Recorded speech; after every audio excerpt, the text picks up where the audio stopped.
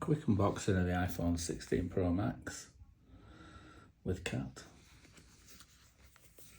So it's the Desert Titanium model.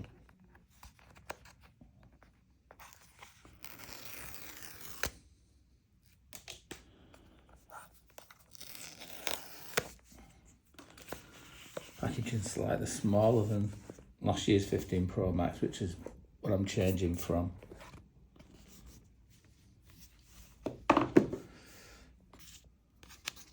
Like a sand colour at the back, it's frosted. And then gold edge. So I've got the Apple Watch Series 10 coming in gold as well to match this one.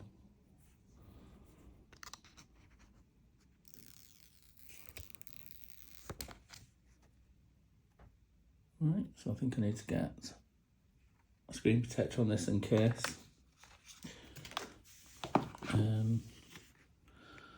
The only other thing is the cable that comes with it, USB-C, is braided by the looks of it, and a SIM ejector tool. Right, I'll get this synced up with the iPhone 15.